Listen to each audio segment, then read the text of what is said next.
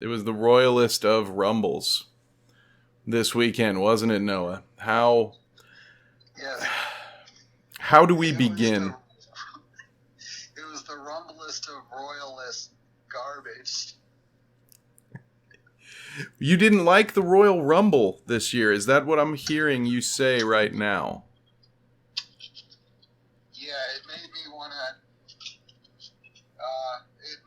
to contemplate suicide a few times. Was that okay? 45 seconds. Okay, no, we're good. I might have to bleep you on that one. That's one of like 6 words that I can't say on YouTube. There's probably more than 6, but that's okay. That's okay. It made me want to contemplate pursuing another thing to watch and become nostalgic about. Is that safe? Absolutely.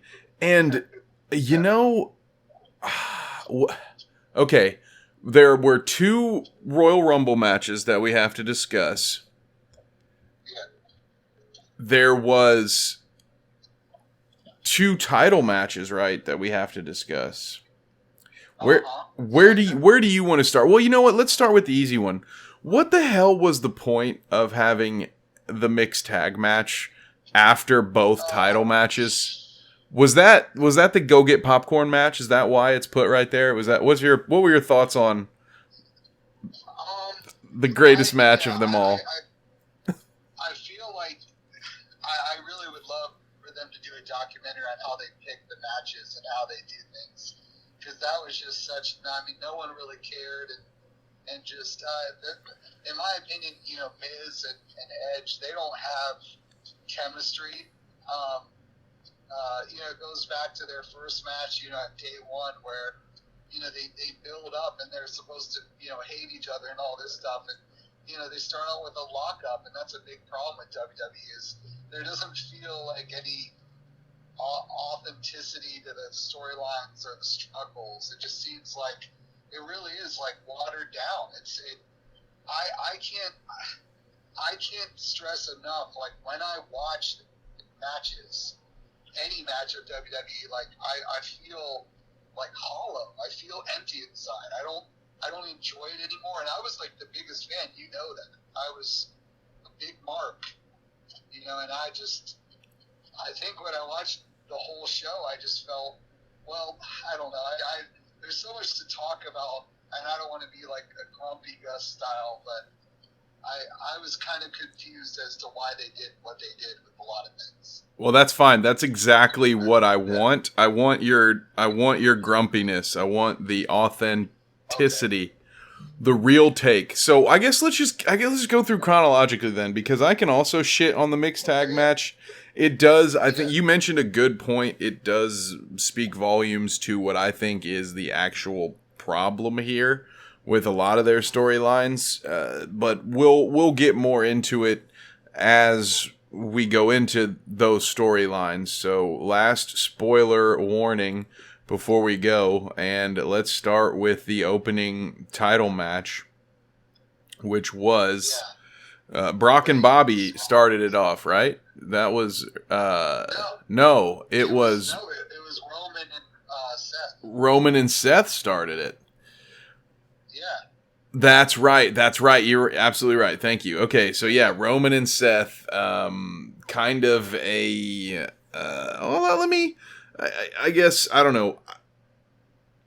I don't want to. I think it sounds like you're gonna have. I kind of know where your take is gonna be, but I don't really have a good feeling with this booking either. So maybe I guess we'll both just dump on it. They mentioned it so many times, and this maybe isn't a booking issue, maybe this is just an announcing issue, and I get it that children consume this product, and I understand that. They mentioned the fact that Seth couldn't win the title via disqualification so many times that I kind of knew the match was going to end without a true victor, which made the ending really flat for me. What were your thoughts? I mean, obviously this keeps Roman strong. It's setting up. I mean, I think we know what it's setting up, but what are your thoughts before we talk about the bigger story? What are your thoughts about the match? so like Seth Rollins and Roman Reigns, they fought each other a lot, you know. Oh yeah. To me at this point, it's almost like going into a Speedway gas station and getting a hot dog and a large drink. It's like, you know what to expect. There's no emotion or excitement about it. You know, I mean, they do what they do, and I really feel nothing about it. I don't, you know, and you got to protect Roman. Of course, he, you know, goes over and he keeps everything, and because I don't really know. I mean, are they going for the typical Roman and Brock thing at WrestleMania? I know there's been a lot of talk about where they're headed. But you know, his streak, it goes on. I don't even remember how many days, but is it like 500 or 600 days that he's had the belt? It's in between. Yeah, it's over 500. I don't think he's quite to 600 yet, but yes. Yeah. And I think I want to get into that whole Brock thing because I think that you're absolutely right. So before I go there, I agree with you, and even they knew it. The best part, I think, of that match was just Seth coming out in the old Shield entrance. Yes. Right? That was nostalgia pop. Right? Exactly, it's exactly what it was, and I think for what it was, I think that was, you know, kind of what saves this booking to me personally. This is all just a reaction from Roman having COVID and them having to completely redo their last pay-per-view like the night before. Yes. So this was the whole point of the Royal Rumble, the way I saw it, with at least with the men's title picture with those two titles, was basically to hit the reset button so that we could have Roman and Brock for WrestleMania. That's where I imagine it's going. And based on the way the whole day played out, I can't imagine that that's not how it goes. So I think you're right.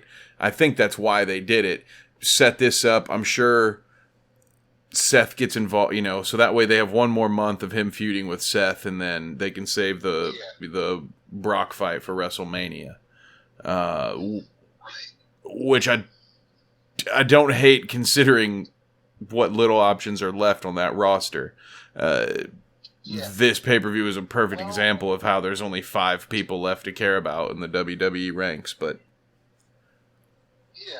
and Seth, you know, WWE and Vince, you know, they like him because, as you mentioned, he's a perfect stopgap. You know, he's a perfect. Let's just use his ass for Elimination Chamber and have him think that he's a viable contender in the title picture.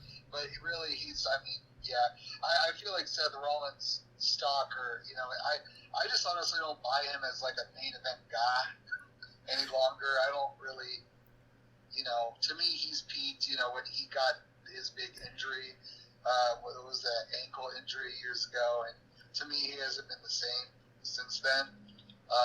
Roman is, again, you know, he's, you know, it's a thing of like WWE, you know why they rely on the people they rely on, because they put on a competent, you know, match. They know what they're doing. Again, there's just, to me, there's no excitement in it. You know what I mean? And I don't know. Do you know what I mean? Like when you watch WWE, sometimes it feels like, honestly, like it's nothing. Like you don't feel. It's like a random NFL game on, or any football game on in the back at a bar. Like it feels like you have no one to root for because just stuff. It's inconsequential to what, you know, the overall plan is. I do get what you're saying, and there haven't been many storylines I personally have been invested in some time. They're doing a decent job, I guess, just with this Heyman back and forth. That's probably the most intriguing thing they've had in a long time. But I agree with you. It is. I mean, that's sort of how I consume my wrestling content these days, is in the background while I work on spreadsheets or something that I can get away with listening or kind of looking at the TV while I'm working on something, because it's just not enough to keep me engaged for hours at a time. And I'm still very depressed that WrestleMania is a 2-day event. It doesn't need to be. it would be honestly probably a great card if you just limited it to one night and you said we're only going to do these 6 or 7 matches. Like, yeah, make it make it a 4-hour pay-per-view. I don't care. Like, make it a little longer than average, but 2 days is ridiculous. They don't have enough content to fill one. They had two 30-person Royal Rumbles, and they didn't have enough content to fill 3 hours. Yeah. Well, Let alone 2 days. It's like, that's a great point about it's just too much. Well, they want to give off the impression that WrestleMania is bigger than it is, and then they put the 2 nights. I remember we watch the one night together last year, but it's awkward, like. Why would you get friends together for 2 nights? It's hard enough to get a group together for one fucking night. It's just not. I don't know. The whole thing. And then also, I'm not even thinking about it from the perspective of paying for parking in the stadium and going there. Like, I'm sure a lot of the people go there both nights. And to me, that's a grind. I couldn't even imagine doing that. Yeah, and like you said, it used to be something. The only thing for the longest time that kept me attached to wrestling at all was WrestleMania parties. Once a year, you get some friends together, everybody'd throw down for the pay-per-view fees, and we'd watch WrestleMania because you can count on Vince bringing back a couple of big names for that nostalgia pop. He's been doing that as long as I've been around. But now, you can't even do that now. You have to, I guess, try to pick your night. And it's tough now that there are 2 main events. Each night is kind of watered down. It should just be rotated or something. I have no beef with women having a headliner, having the main event on one night. In fact, honestly, I would argue that the women's product is the better product in the WWE right now. At least with their storylines. The ring work, we can talk about that another time. But anyway, so it's. I was very underwhelmed. Oh, go ahead. One thing I want to just say is like the whole night 1, night 2 thing is ridiculous just in terms of, looking back on it years from now and saying, oh, remember, Bianca and Sasha, night 1. Like, it's just like, I wish we could just say, remember this match, WrestleMania so-and-so, and that's it. I mean, it's like, oh, remember Bret Hart versus Owen Hart, WrestleMania 10, night 350 fucking 4. It's stupid. I wish it was just one thing. I mean, they might as well just make Super Bowl weekend and have the AFC, NFC, championships on night 1, and then the Super Bowl the next day. I mean, just do that. I'd watch it. I don't know. I get what you're saying. And the moral of the story is there's just not enough content there. If the content was there. If the demand was there, I'm all about it. But it's not, and you're watering down your own product. And really, one of the few things that you have left that makes you unique, that you can kind of stand on. So, and of course, the Royal Rumble will forever be tied to that because the 2 main, now that there are 2 main events, both those tickets get punched. And so, since the opening match was a bit underwhelming, we don't have to talk about it any longer. We can go straight to, was there something before the Women's Rumble that we need to talk about? I don't remember I'm hazy on it too because I was in such a feel nothing cloud about it. It clearly must not have been. I wanted to make sure there was nothing that was important to me. I wanted to make sure that I didn't just pass something you wanted to talk about. But the Women's Rumble. Yeah, Vince McMahon came on screen and he said, "Noah, you're wasting your life watching this product." I think that's what happened.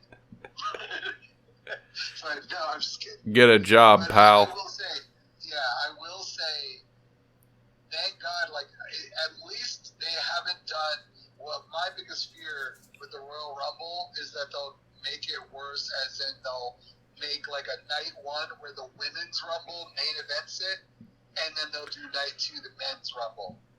Give it Or time. if they don't want to look sexist, they'll flip it around and have the women be the second night. I don't see now. I think they know. I think they are keenly aware at the lack of success of the two nights of WrestleMania, and I don't think they're in any hurry to have two nights of the Royal Rumble. Especially, wasn't the Royal Rumble in St. Louis this year? You're not going to get people in St. Louis to go outside two nights in a row. It's a very boring place, but still. Yeah. Well, they're too busy ducking gunshots sometimes. And just being assholes. Yeah. Well, if you think about it, though, one of the reasons why WrestleMania does the whole two-night thing is it's a huge boon for any city that has it.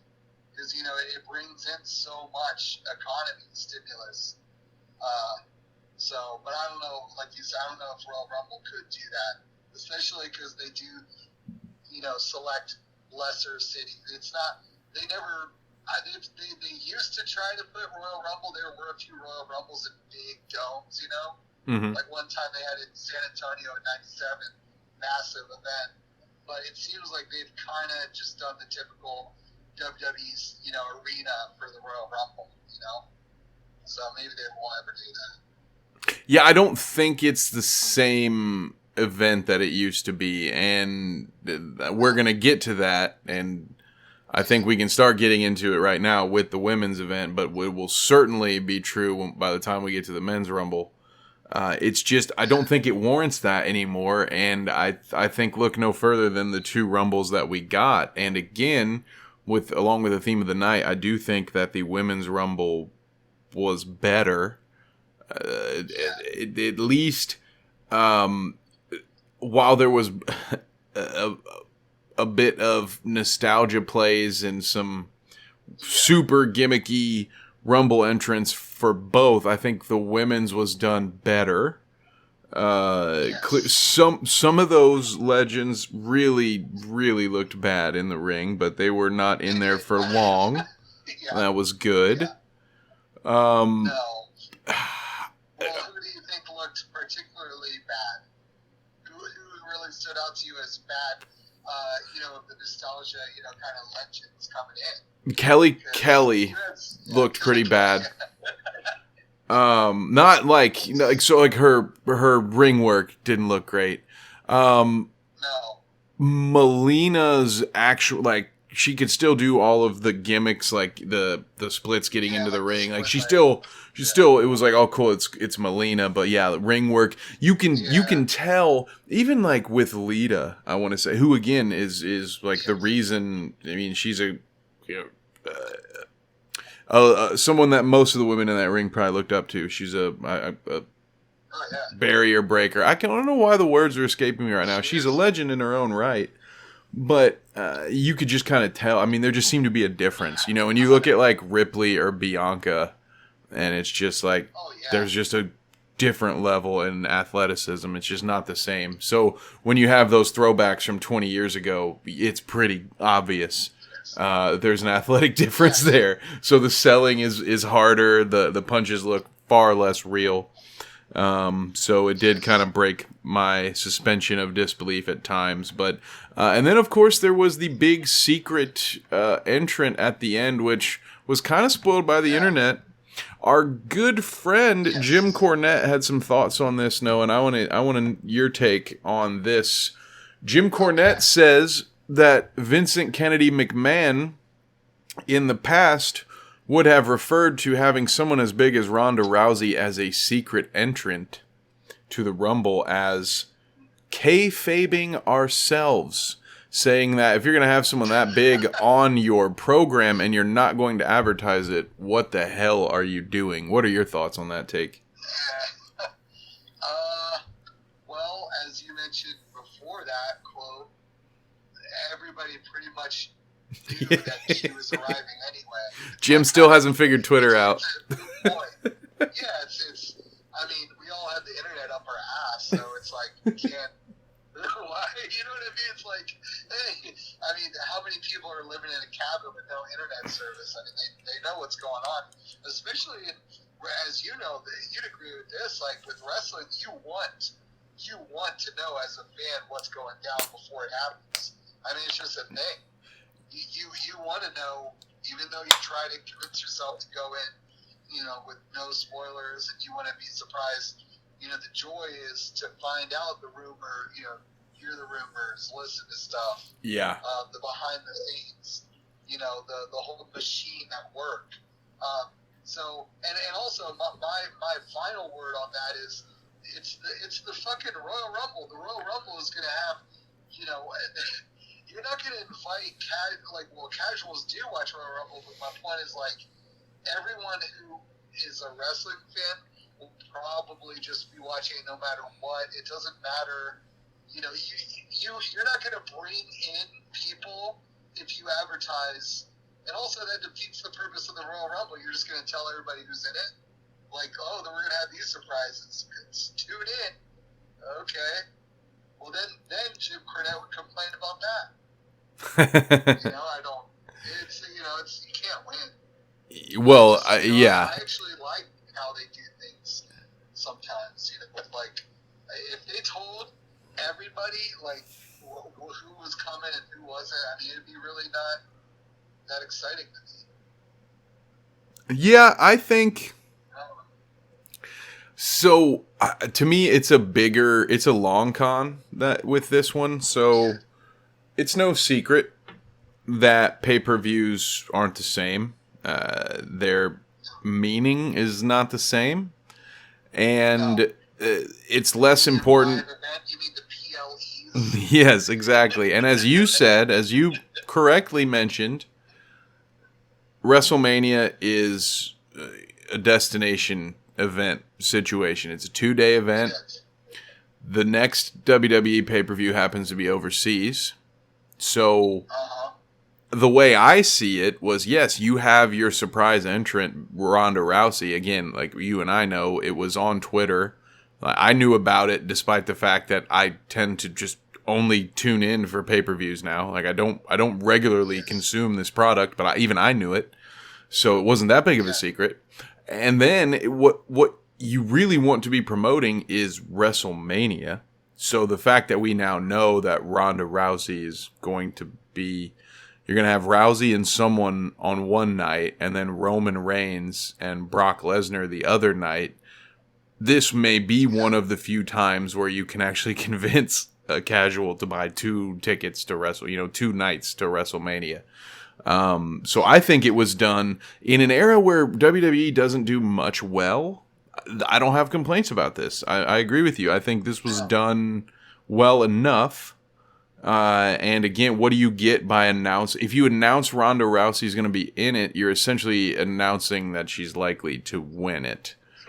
Because she's not a full-timer, right? It's not like you're announcing someone came back from injury. It's like, oh, this person who wrestled for like a year and just fucked off is coming back, and we're going to make a big deal to announce it.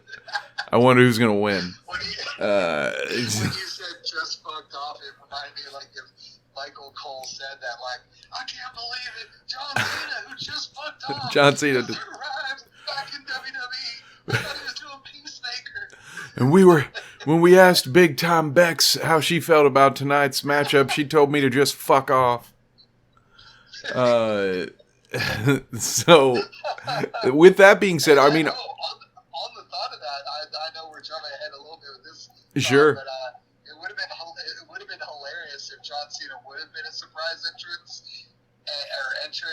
and been in his little garb for his HBO Max special or whatever, the Peacemaker. Beautiful. You took it, right out of my mouth. Yeah, why wasn't that? You've got Johnny Knoxville there to promote his movie, but you can't get John Cena there to promote his show? Oh, dude. Oh, I just don't. And that would have really been a great cross stream, because there would have been people who were like, why is he dressed like that? Oh, and then people would chatter in their ear and say, well, because he's in this, if they didn't know, so it'd be really great promotion, Yes, I don't know. agreed.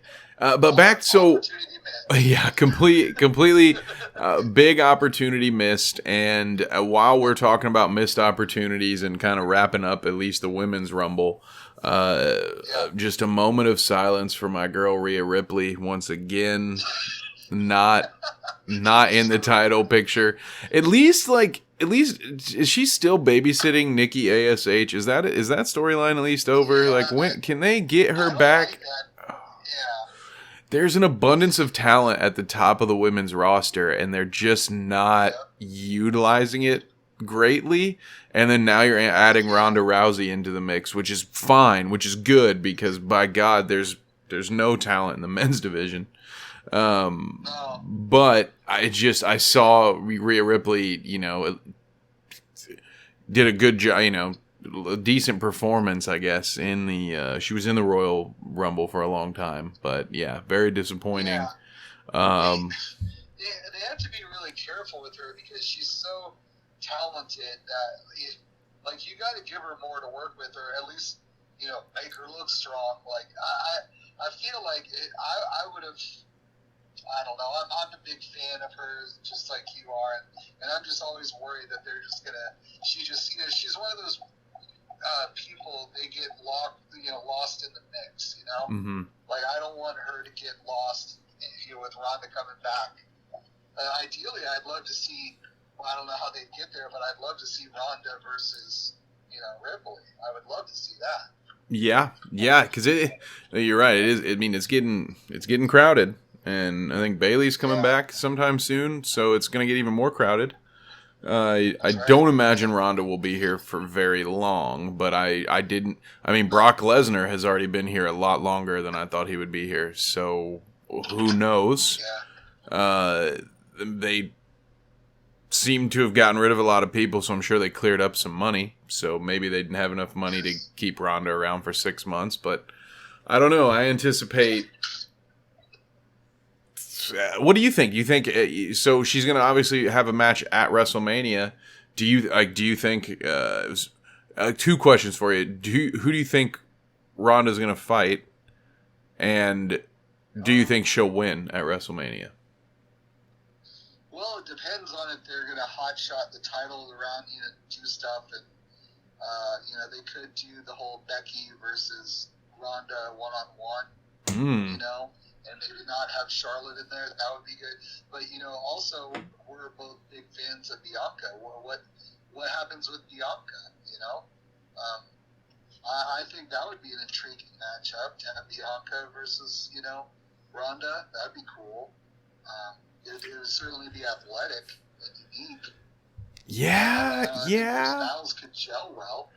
I need a little more... See, and this is the problem with bringing someone in, and thank God there's 2 months in between, so at least there's Elimination Chamber. But this is the problem with bringing someone in this close to WrestleMania to then have them main event WrestleMania, is there's not a lot invested, so it almost tends to turn into a situation where she's gonna fight whoever she has a history with, because then they don't have to do as much storytelling. So I feel like I have a feeling it's gonna be Charlotte. Okay, a one-on-one? A one-on-one with Charlotte is what I think, just based on the way they ended the Rumble and the way, which was great. I mean, I love their booking. It was smart, a way to work in a storyline to put Charlotte Flair in the Rumble, because you just know you need all the star power you can get in your Rumble. And then they end up having that, Becky fighting Doudrop, which, that one was great. I know we're moving past it. We've talked a lot about the Rumble. I do. I guess, do you think Rousey will be around after WrestleMania? No, she's going to be like my biological father. Come in and leave. And speaking of... She'll give us 2 guitar pedals and go. Speaking of, when I was a kid, I used to wait for my biological father to come home by watching the VHS tapes of WrestleMania 3, where a beat up Hulk Hogan, was it 3 with King Kong Bundy? No, that was 2. 2, okay. Platform. Yes. Building. So that's what I was reminded of when I saw Dewdrop and Big Time Bex go at it. Dewdrop reminded me of King Kong Bundy. It was a very 1980s-esque booking, right? You've got Becky, who I believe is now she's like an anti-hero, but it seems like she's more on the face side than a heel right now. And Dewdrop was the big monster, the Gorilla Monsoon Gorilla out here. Just doing some big some big slams and all kinds of anyway. So she dropped it. Dropped her like pretty good. Like, yeah, like that back senton was which they replayed a lot. Yeah, there was some good stuff, man. Talking about pointing at it so much. That's one thing about WWE that's hilarious. I mean, I think I point at my stuff a lot, but man, if something good happens, they just show it over and over again. It's like the refs in NFL reviewing a play constantly. It's like, okay, yeah, we saw it. Yeah, we saw it. It was yeah. I'm with you. Yeah, it was good. It was that was a good space filler, right? That unlike the Miz Edge thing, which I don't understand how it's considered upping the ante to go from a singles match to a mixed tag match. Those just, to me, the stakes, mixed tag matches just never do it for me. They're very difficult to pull off, in my opinion, unless you're going to go anti-conventional and do it indie mud show bullshit and have the men actually wrestle the women. Otherwise, it's just flat to me every time. Every time it's flat. So I'm so happy you said mud show. That made me smile. I've said dirt sheets and mud show, and even mentioned gym. I feel like your bingo card's got to be about full. That's right. I'm trying to think of other buzzwords we could use. Well, how about work shoot? Okay, I see. I haven't said kayfabe. Yeah. Like, we're in there. We are hitting all the algorithms check marks. And well, on the subject of a shoot or a work shoot, one thing I want to jump in and ask you. One question I had for you was when Johnny Knoxville came out in the Royal Rumble, and then he did that little thing with he did like the worst elbow drop I've ever seen. It was so like weird. And then he pointed at the sign, and then he faced off with AJ. AJ said, "Give me what you got, one shot." That Knoxville shot, like he kind of stiffed him, and you could tell by the look on AJ's face, he was a little surprised, and then he laid into him, and that was. You think he potatoed him? But he straight up potatoed him. But I think put that one on Liz too. Yeah, I think he was genuinely shocked when AJ took that from him. He's like, "Wow, this is like New Japan Pro Wrestling style." Like, he just hit me, I don't know.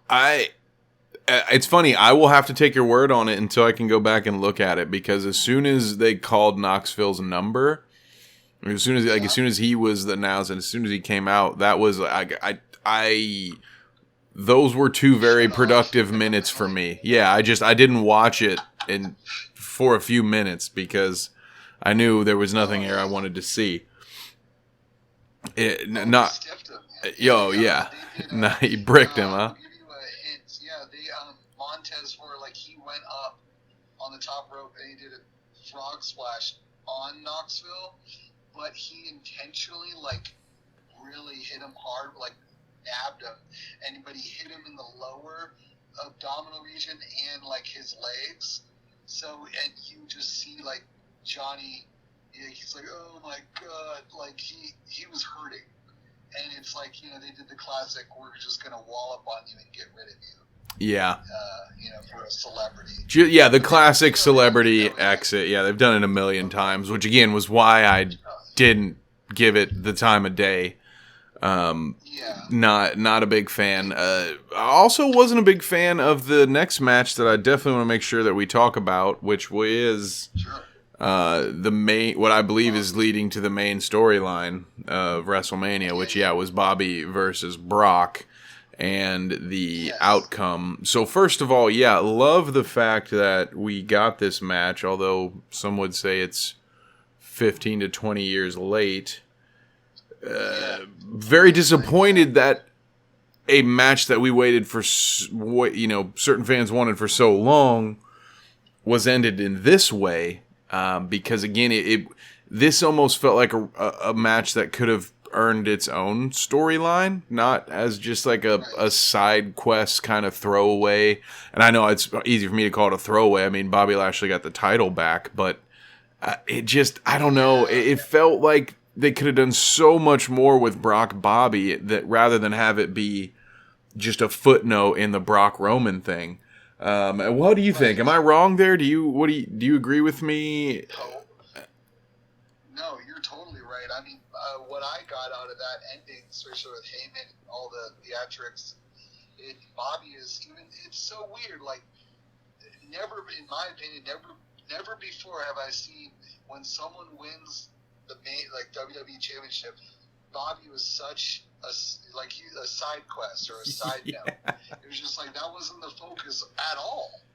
Was that he won the title back? It wasn't even a big deal. It was the second Bobby won. It was like, oh, okay, we see what they're doing for WrestleMania. Yeah, it's no big deal. Yeah, it was just totally took Bobby's heat away, and it's just I don't know. That's the thing. I don't know what the hell are they doing with Bobby. Like, what is the match that they're going to give him?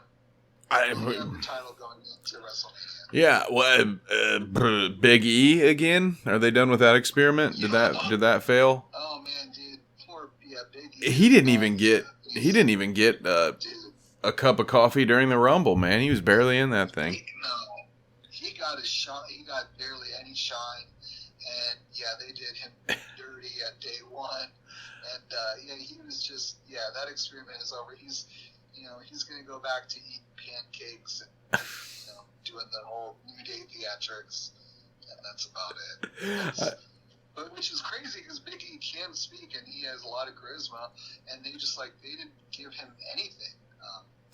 They did, yeah. I mean, even the way they gave him the title was very weak. Yes, it's just that. Cashing in on the Money in the Bank, I get it. I understand the concept, but in general, it tends to be a very good way to put the belt on a heel. Like, Big E got the belt the same way that fucking The Miz would have. And it's just not what you expect from your babyface muscle guy. So, I mean, I don't know. Well, I gotta say one thing too. The logic is skewed as well with he loses the title and it's like, oh, just business as usual. I'm just gonna not worry about it. Like they had him win the Money in the Bank and had such a journey for all the. When he won the title, it was a big feel-good moment. Oh my God, he finally did it. And then when he loses it, it's like, Big E, who cares? Yeah. Like he's nobody anymore. He's not, which is so crazy because I feel like Jim Cornette right now. But you got to build stars, and they build him, and then they just eliminate him. I mean, he's going to be a foil and probably be an Elimination Chamber match, and they'll throw him in here and there. But I mean, he's not a main event guy. No, because they're not treating him like one anymore. Nope, you're 100% right. No. Yeah, I think he's unfortunately had his run. Yeah, you're right. He probably will be in an Elimination Chamber, which is just, I don't know. It's weird. Yeah, I think Elimination Chamber, I think it's poorly timed to have it at WrestleMania. Like whatever's the pay-per-view right before WrestleMania should be all about building those storylines. And when you have 4 extra people in your title match, it's hard to build a compelling story. So I don't know. That will be interesting. What do I think is going to happen with Bobby? Who's left on Raw to even challenge for his belt? That would be interesting because it's not, McIntyre's over on SmackDown now, right? Who would be, let's just play a little fun game here for a second. Who are some title-worthy contenders that are on Raw for Lashley's belt right now? Well, bypassing all that, knowing WWE, they'd bring Goldberg back again. Stop Again. Goldberg hasn't spent all that money yet. He doesn't need the money. Yet. Yeah. But maybe. Still drinking, some Jack Daniels and enjoying life on the Although, I don't know. They are going to Saudi Arabia next month. You might be onto something. It might be old Thrill Goldberg coming out. Maybe they should do HBK against Goldberg. That pay them $50 million each or something. Ugh, God, put me to sleep. So who else? There's really, I mean, you were right to mention Goldberg. Is AJ Styles is he just beyond ever getting another title run? It seems like, based on what I saw with the Rumble, that, my apologies, that he and Omos are no longer, again, forgive me if this was something that's happened months ago, but I kind of checked out after I tuned in for day one and it was horrible. And so I haven't been watching things, but it seems like AJ Styles and Omos are at least are on the outs. Is there a chance for? I mean, they're nobody. Yeah. So I mean, is AJ? I mean, he at one point he was a title guy. I mean, I feel like they don't have those guys on Raw right now. Like, if you get fucking Riddle away from Randy Orton, Orton could go back to being a title type guy. But what else is there? I would watch. They're not building. They're not building anybody. I mean, they're kind of like having people stagnating. Is it? Get, like you brought up, AJ's there, Orton's there. They have Big E. You can count like 5 or 6 dudes who could be in the title picture, but they just kind of have them wading in the water. They're just wading through everything, and that's what I was getting. Like, that's getting back to like the very beginning of us talking about this. Is you just feel a lot of times you feel nothing because the way they present the product and the people, it's hard to invest in them emotionally because like they, it's so scatterbrained how they do it. It doesn't make any sense. I mean, AJ Styles got unceremoniously, he dumped out. But I can't remember what Austin Theory. Hey, listen here, pal. We love Austin Theory. Austin Theory is the future of this brand. Pal. I can't remember if it was like Madcap Moss or Austin Theory. Somebody like a job. Madcap Moss. I've never seen. Why? What is it about Vince? Whenever you see like those physical specimen guys who honestly probably just don't really have a business in the business anyway, like those, like every once in a while you get a Lex Luger where it works, but most of the time the muscleheads they never pan out for whatever reason. But one of the reasons seems to always be that Vince just hamstrings them with the dumbest fucking gimmick, like Madcap Moss with fucking whatever his name is, Happy Corbin now. Well, first of all, I mean, I don't. All the guys they fire, and Happy Corbin's not one of them. Kev, you mean you don't cosmic jive alongside Happy Corbin? You don't jive with him? If they want to change Happy Corbin to like the new Bray Wyatt Fiend thing and go that route, I'd be on board. Man, can I say, since I mentioned him, a Freudian slip, I miss Bray so much. Like, I know towards the end, well, actually a lot of what they did with that character was stupid, but goddamn do I miss it now. Just to have something. If he would have dropped the lights and he would have showed his face and been in the Rumble, that would have popped everybody, and that would have been the highlight of the Royal Rumble. Oh my god. Could you imagine they have him come in at like 30 because it takes 8 whole minutes to do his intro because he just does the full he does the full Fiend intro. 6 people get eliminated while he walks down the aisle.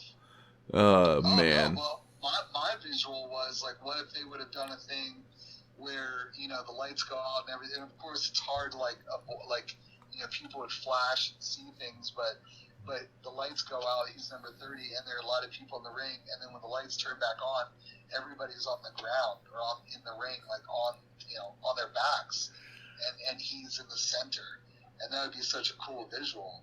Like, they don't have now. Okay, now when they bury Bray and he's gone, what's supernatural or like really? Because WWE has always tried to have like that one person who's like larger than life, and they don't really have that anymore. Yeah, I don't know who it. Yeah, they're. Brock is, yeah, but even then, that's not. I don't think that's the same. Brock, if anything, what's attractive about Brock is the realism. That was actually a point that, because of course, Jim Cornette, whenever he gets a chance to point out the fact that Vince McMahon killed kayfabe and thus ruined wrestling, he's going to jump on it.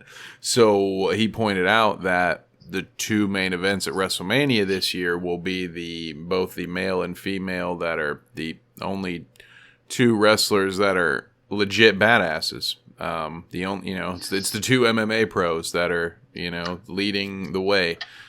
Which again, obviously Jim just needs to fucking get over it at this point with the internet. Yeah. This was bound to have happened. It was going to happen. It in some ways had already happened, right? Yes, Vince announcing it, I'm sure it stung. I'm sure it hurt. There is no way in 2022 that we would still all be believing that wrestling was real, regardless of the things that happened in the 90s. So I wish Jim would get over it a little bit. But yes, there is some truth to the believability of these stories. But as you correctly pointed out, the WWE has always had some kind of supernatural monster, or at least something a little outside of the realms of the explained, whether it be The Undertaker, Kane, Mankind, fucking the Boogeyman. There's always Papa Shango. The Yeti. No, wait, that's wrong company, but it's the... What if they would have brought Yeti back for the Royal Rumble? That would have been hilarious. And now, since I think we're about there to where we can talk about the men's Royal Rumble in full now. If anything, I kind of... Maybe there might have been a few... I thought the women's Royal Rumble did a pretty good job. I don't think they overdid it with the legends. A couple more and it might have been pushing it. But with the men, I almost felt let down. Like there really wasn't...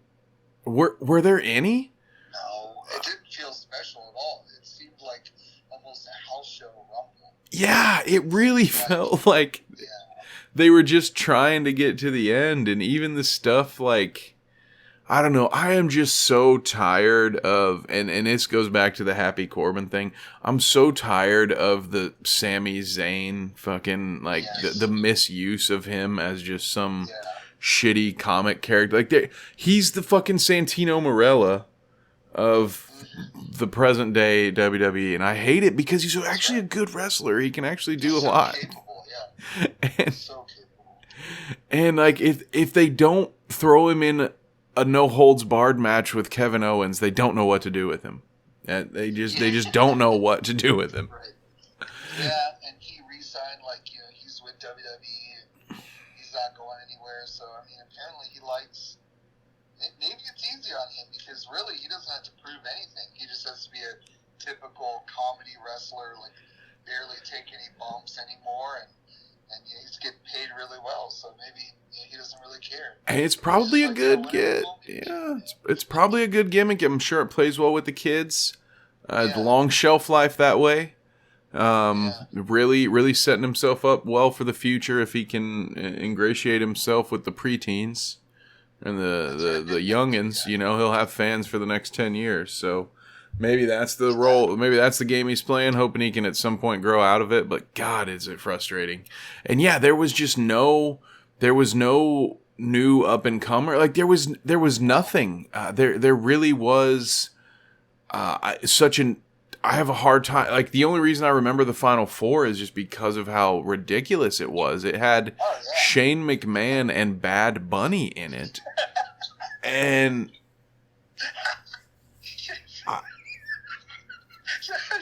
saying that is so can't even believe. Oh man, if you could time travel back 20 years and say what the Final Four, they would know. Well, they would know Brock Lesnar and Shane, of course. But man, they'd be like, Bad Bunny. What is that? Like a supernatural killer bunny or something? I don't know. And if we went back far enough in time, they'd be like, yeah, that sounds like one of Vince's gimmicks there. He's, listen here, pal. This Easter, we're gonna put Glenn in a giant bunny suit. And he's gonna be the Bad Bunny, all right? The guy's a mastodon. And then he's gonna shove eggs.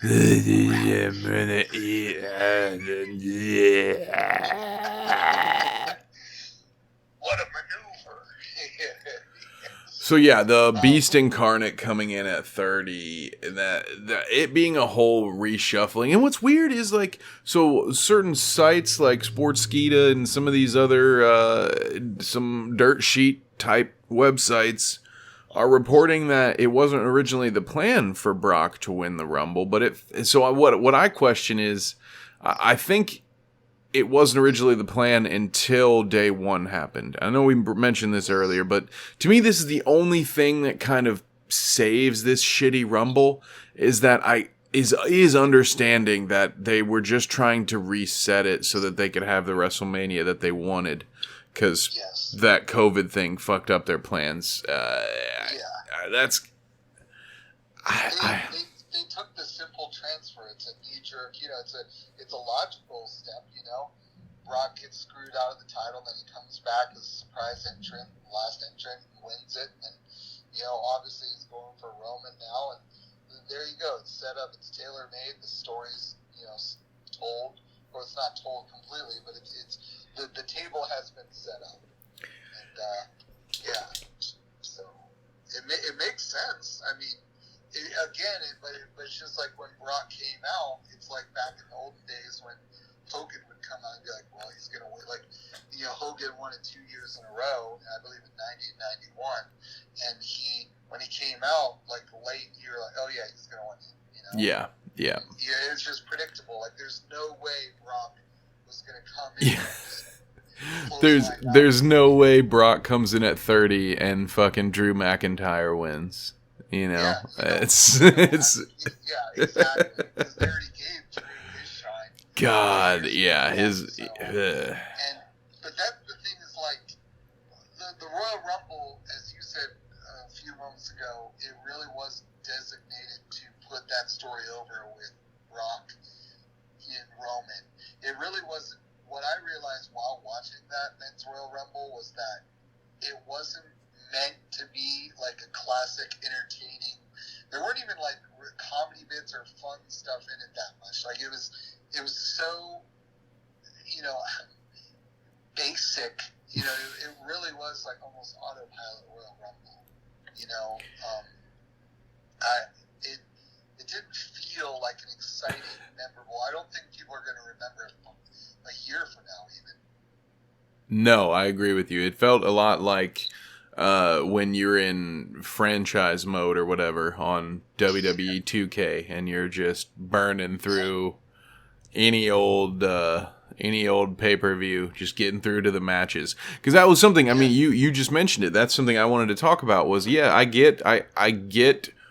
I don't really have a beef with the Brock coming in at 30. I get it. I've said all this before. I understand. Given the situation, I think it's one of the better options that you probably had to you. But I thought it was weird that at no point, like, they never cut behind the scenes. Like in the old days, the WWE would have followed that story. Like, you would have seen, Paul Heyman scared in the hallways, looking around, making sure Brock's not coming after him. You would have seen, like I know they don't really necessarily do the commissioner thing as much, but then they did it with the women's thing with Sonya Deville. I mean, they're not afraid to use those things, but yeah, I just felt like instead of having a match where you're fucking got the Glamazon versus Mrs. Miz and whatnot. I get the whole reason they have that match is to promote a fucking reality TV show, but it's frustrating. Like, stop promoting things and just make your show good. You know, it's your shit's not good. Miz and Mrs. don't need you, bro. They got a show on USA without your ass.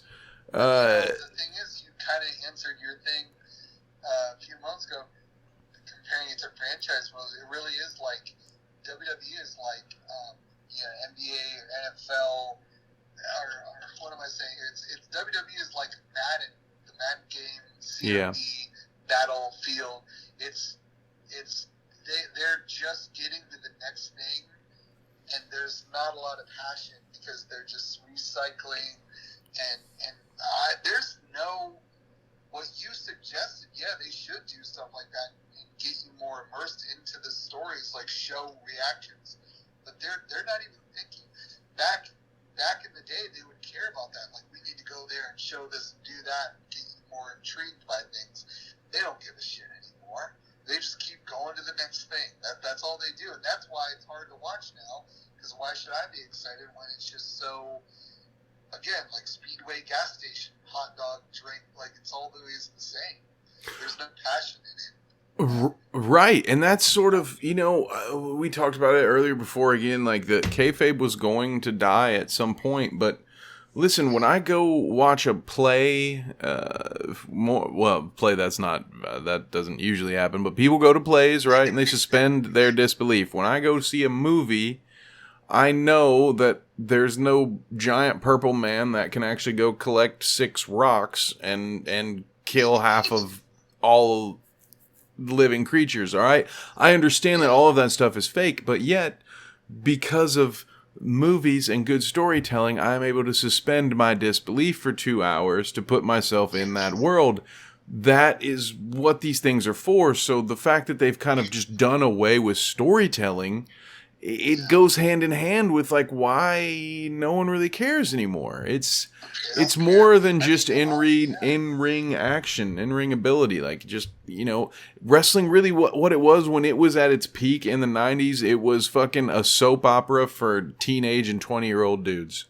When wrestling was really peaking, that's fucking what it was. And and maybe there's a lot of cleavage, honestly, too. If we're being honest, there's a lot of that too, but Yeah. And I had a thought while watching it at the end, and it was so typical. Back in the day, maybe this would have happened, but wouldn't it have been so cool if Brock would have been number 1 or number 2 or number 3 and done the Ric Flair thing where he just went all the way through and then won? That would be cool. That would be more shocking because you expect Brock to just come in at 29 or 30 at the end and just win it easily, like 5 minutes later. Yeah, but Brock can't do that, though. Like, in a perfect world, like, that's some quality booking for sure. Yeah. But that's like saying, we have just as good a chance of fucking Goldberg coming in at number 1 and go, it's like, how do we do that? Maybe you could actually, what? You could have just had a 15-minute Rumble and let Brock just absolutely dominate. But the only problem is you ruin subsequent Rumbles if you do it like that, right? Like, you weaken it. The only way that they could have done the Brock coming in early, really early, is if he would have done the thing where he just F5s people out of the ring or clotheslines them the second they get in, and he just rests for the 2 minutes. Yeah, or someone hits him with a ring bell so he can lay off to the side for 20 minutes, and he goes underneath the apron. He's like, Brock's out. Yeah. God Almighty, he has been broken in half. This is too creative, and they would never do this, but they've done it before where someone has like that one. I can't remember what year it was, but Jerry Lawler was on commentary, and then he got up and then got in the ring and immediately got clotheslined out, and then he went back to the the commentary booth and just act like nothing happened, which again, that shows you an example of them thinking about being entertaining and fun, but they don't have that anymore. It's just kind of just standard fare, But wouldn't it be hilarious if genuine wrestler, like good contender, come out and they just immediately go to the commentary table and then they just stay there the whole time. And then at the end, the two finalists go out, like eliminate each other, and then you're like, here's the winner. Like, and the person didn't even, like, they set foot in the ring for a second and then went to the commentary table and they forgot about it. That would be kind of weird. I thought they were going to do that with the women's Rumble this year. Yeah, with Sonya Deville. I really thought that, I mean, now granted, knowing what we know now, that would have kind of been a waste with Rousey coming in, but at the same time, it was kind of like, well, it's like, you have a good idea here, and you didn't use it to the full length of your, like, she didn't even stay at the announcer's table for, like, 5 full minutes. Like, it was just sort of, it almost didn't make sense for her to go through that whole gambit. It was just kind of like, why? Exactly, yeah. It was, they teased us with, they could have done something cool there. I would have loved to have seen, an old school villain, somebody known as like a cerebral bad guy, like a Randy Orton in a different era. Somebody come into the Rumble and just sit there and wait and take their turn, take their time. It would have been great. Yeah. Or how much of a badass would Ronda Rousey have been if, like you said, you just keep Sonya there like the whole time, and then Ronda realizes she thinks she won after eliminating someone, sees her there at the table, goes over, grabs her by the hair, lifts her on the table, and drops her with like a power bomb or something through the table, and then takes her limp body into the ring and tosses her out. That would be a statement. And that would be like, oh my God, Ronda's back. She is badass. You could have done that. I think you could have done that well. I will say, because I think it's gonna be her versus Flair in WrestleMania. I kind of like it ending the way that it did. I mean, I wish the WWE booked all of their villains as strongly as they booked Charlotte Flair. They find a way to make her strong every time, no matter what happens. Like, she never she never loses clean, or even when she does, like, she gets tossed out in the Royal Rumble and lands on her feet and is just like instantly reacting. It's like, and it's also her expression. Yeah. Because like she got tossed quickly, but they did the Karate Kid ending basically. Like, she charged at her, she failed, but she still like showed like that frustration and like, oh, like, you got me, but you didn't really get me. It was like a fluke almost. So it with didn't really make Ronda look like, wow, like she just defeated her. It was I did like how they ended that. Yeah, and with that being said, I thought it was a good ending, which is why I thought the Sonya Deville thing just didn't need to, like, save that for next year. Do that. Yeah. You already have a good storyline. You didn't need to cram that in. It wasn't necessary. But overall, I mean, again, they did better than the men. But, sir, we have been cracking it for just over an hour. Quite a long time. It's so long that they are sending sirens out to celebrate. So no, I think over the PA they're saying for us to go home. Yeah, they are sending us off. So, any final thoughts? Any final Rumble thoughts from you, sir?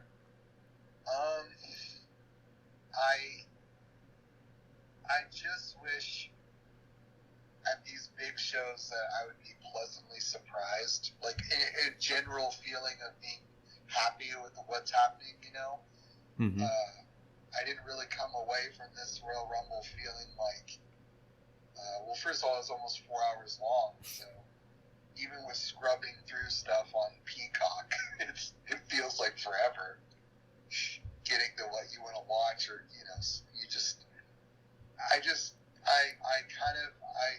I will always be excited for WrestleMania, like, no matter how many nights or whatever they do, but it really is hard to get, I don't know, maybe it's just like getting older, but it's very difficult to get excited about the product in general when you basically know what they're going to do.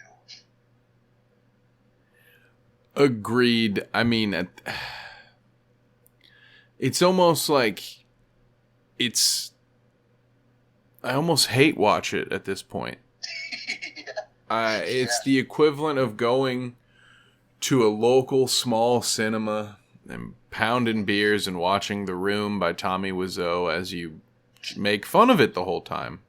I mean, I say that a little bit in jest, but the reality is, I mean, you and I have watched a lot of pay-per-views together over the last couple of years, and that tends to be what we do. We very rarely are like, wow, how awesome was that? It's it's much more often. At some point, we're cutting it off here in a couple of minutes, but I guarantee you we had, if we had wanted to, probably 30 to 40 minutes more to complain about this 4-hour product, and we could have just dunked on it for half of its own runtime. It's just not. I don't get it. I don't expect this to be around much longer. Go ahead. Yeah, the main problem with it is that they just don't. The ideology has been transformed into just covering their bases, getting to the next show. They're just They're just a machine. It's an unfeeling machine. You know, they don't. I don't think they have. Maybe there are writers and other people in WWE who want to, you know, be entertaining, or like, what if we did this? And I'm sure they get shot down. But it feels like. Do you ever watch it now and be like, wow, they're trying to like really pop me or entertain me right now? No, it's just like point A to point B all the time. I would have to say you're right. I mean, they don't do a lot of long story arcs. Like I miss the good old days when it took a full year to subtly build up the Hulk Hogan Macho Man feud with very, very subtle instances of Elizabeth, you know, and the all that stuff. And now it's like, we're blessed, I guess, to have had this Brock Roman thing go on as long as it has. I mean, this writing staff hasn't shown that much focus in a long time. And I know we got to go home and finish this up, but I mean, really, my last question to you is, I mean, where do they go after? What do you do after Brock and Roman and stuff? Do you like what do you do? I mean, there's like I feel that's my biggest problem with WWE. What are they building towards? Like, they're not building a secure future at all. You're 100% right. I don't know. I mean, the real question is, because Brock has to win this, right? I mean, because if Brock doesn't win, then how much longer is Roman the champion? And I think, now I don't know, I think part of Roman's reign was to make sure, I think they kind of wanted to outlast AEW with the Kenny Omega. You know, they wanted to have the champion of champions, and for a minute there, both companies were kind of doing the same thing, where it's like, we have this bad guy champion who's just winning for a year straight, and I think the WWE was determined to be the last man standing there. That being said, they don't have a lot of other options outside of Roman. Like, they don't have good heel candidates for another heel champion, and they don't, like, there is no John Cena, there is no Hulk Hogan, they're shit, like I said, there's no Triple H even, like, there's no, Roman is kind of it right now. So what? So Brock wins, and then ultimately Roman's gonna win it back from him, I guess.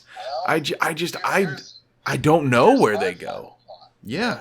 But there's one guy you did not mention, and that's The Rock, and he's a wild card, because what they could do is have Roman retain, and then keep Roman holding it all the way till the next WrestleMania in 2023, and then build up to Rock and Roman. Rock Roman, and then Rock it's his Roman. uncle or whatever, however the hell they're related, that That's right. ends his reign. I And mean, then now it. I can see Jeez, them doing how that, boring is that because- going to get if it's just Roman, Heyman, and the Usos doing this same shtick for another year? Well, We're already almost into 2 full years of it. if Rock says I will do that, not this year but next year, if you build to it, it'd be easy for them to just kind of wait, just waste time and just sit there and stall, and they can easily do that. That's why they have guys like Big E and Rollins and other, Orton. They can just have him do these little mini feuds and retain under nefarious purposes. I don't know. I don't like it, but I don't like I don't it. think you're wrong either necessarily. I totally see that happening because I you know how WWE thinks, and they're like, yeah, The Rock's gonna be the one to unseat family and ruin his tenure as champion. I could totally see that, and then they get hard-ons for it. What conquers the bloodline like the bloodline? Yeah, and knowing WWE, they would foil Roman and wreck his reign with Rock winning, and then The Rock would come on, Raw the next night, and then just give up the title and just say, oh, it's vacant. Exactly. It's all over it. Exactly. Then they'll have some sort of fatal 4-way to determine who wins it. Fucking. With Big E, Orton, AJ, and Roman. Yeah, Like just. that. Oh. Bleh. Put me down. And Yeah, on. don't you love WWE? I think that's where we ended. It has to be. And on that happy note, thank you. Thank you, Noah, for joining me here. I really appreciate it. Instead of bite size, we'll have to call this an episode of Mouthful Sports. But King Size Sports. There we go. Anywhere on social media or anything you want people to check you out? No, I don't want anyone to find me. No, nothing. You don't want to promote anything? Fair enough. Hey, I respect it. We hope to have you on again talking some wrestling. In the meantime, y'all be safe out there. Peace.